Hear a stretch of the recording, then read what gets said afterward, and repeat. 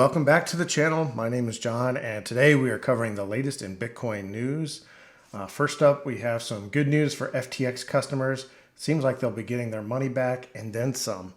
Let's look into this New York Times article. FTX customers poised to recover all funds lost in collapse by David Yaffe-Bellany. Customers of failed cryptocurrency exchange FTX are poised to recover all of the money they lost when the firm collapsed in 2022 and receive interest on top of it, the company's bankruptcy lawyers said today. Virtually all of FTX's creditors, including hundreds of thousands of ordinary investors who use the exchange to buy and sell cryptocurrencies, would receive cash payments equivalent to 118% of the assets they had stored on FTX, the lawyers said. Little bit of caveat on that. Let's keep reading. The amount that FTX recovered is, quote, in general, pretty unheard of, unquote, said Yesha Yadav, a law professor at Vanderbilt University. That's something that's really quite astonishing for a major bankruptcy. The plan comes with a caveat. The amount owed to customers was based on the value of their holdings at the time of FTX's bankruptcy in November of 2022. That means customers won't reap the benefits of a recent surge in the crypto market that sent the price of Bitcoin to a record high. A customer who lost one Bitcoin when FTX imploded, for example, would be entitled to less than $20,000, even though a Bitcoin is now worth more than $60,000. So the lawyers here, while it's great that they've recovered a lot of money, have been rather liberal with how they have spun this news. It's still good news for people, but it's not as good as it could be perceived. I think some of the takeaways, this is different from previous exchange blowups. You'll remember Mt. Gox, which was hacked and funds were actually stolen from the cryptocurrency or from the crypto exchange. That's not what happened here. I don't think anyone got anything back from Mt. Gox, which is different from FTX. FTX was actually using customer funds and deposits for their own investments. And it looks like some of those investments have paid off and they were able to be recovered. So that's good news for them. Additionally, it seems like the main reason this is possible is because of the run up in Bitcoin price. I don't think if it weren't for that this would be the headline they could write anywhere near as positive. I'll keep reading. Some of the recovery stemmed from successful investments that Mr. Bankman-Fried made during his FTX tenure. In 2021, the company had put $500 million into the artificial intelligence company Anthropic. A boom in the AI industry made those shares much more valuable. This year, Mr. Ray's team sold about 2/3 of FTX's stake in Anthropic for $884 million. Wonder why they only sold 2/3. That's interesting. I'm guessing there's probably some lockup of funds based on their investment. You know, and it's interesting. In this case, this was also enabled because FTX went south for reasons other than a broad collapse of the stock market.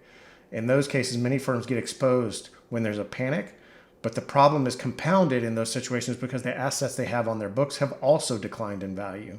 This isn't what happened with FTX. They actually had the reverse. The assets they had on their books went up in value, which is pretty unusual, which I think is what really enabled this. And then lastly here, you can't miss this aspect.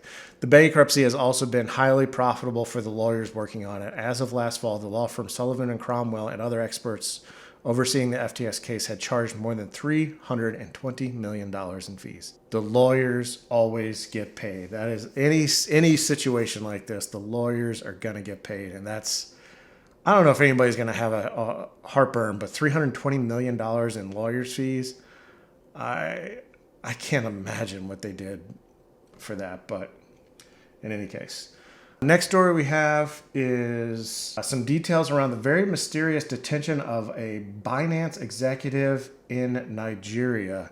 Here we have a story from the New York Times by, again, David Yaffe-Bellany and Emily Flitter. On a trip to Nigeria in January, Tigran Gambarian, a compliance officer for the giant cryptocurrency exchange Binance, received an unsettling message. The company had 48 hours to make a payment of roughly $150 million in crypto.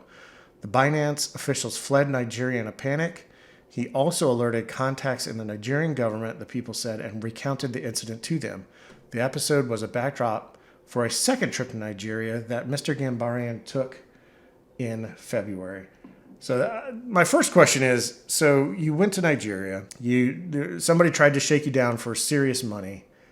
You left in a panic, and then you turned around and came back seemingly just a handful of weeks later, after you've alerted Nigerian officials that may or may not agree with you or may not be in on it.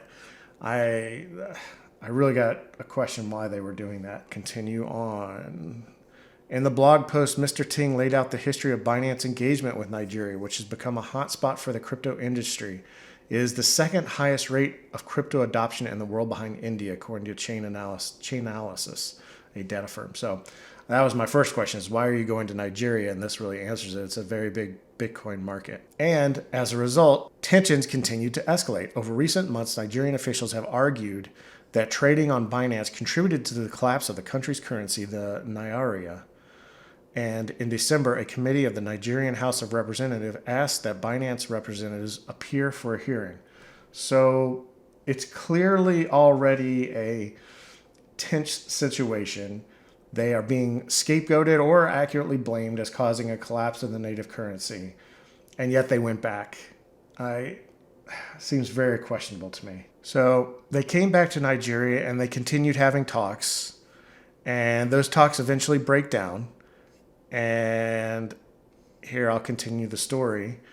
Then different Nigerian officials entered the room demanding that Binance provide granular information about its users in Nigeria, a request the company was unwilling to meet.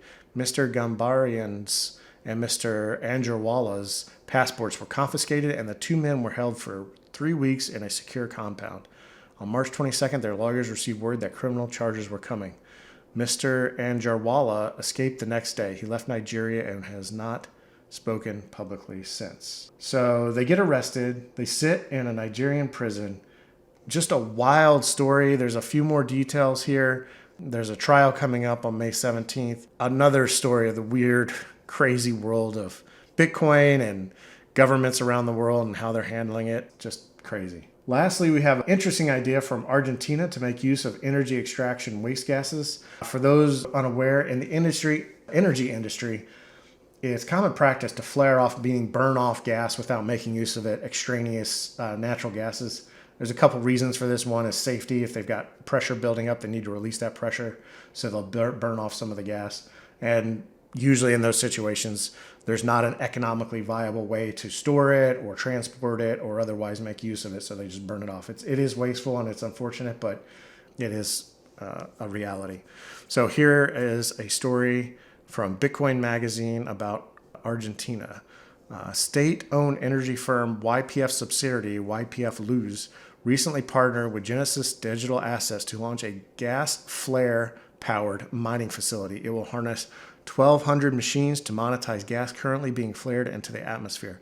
GDA founder Abdulmalik Mirakamadov, said this will be yet another opportunity to show the world that Bitcoin mining can have a positive effect on the environment and can be fully integrated into local communities.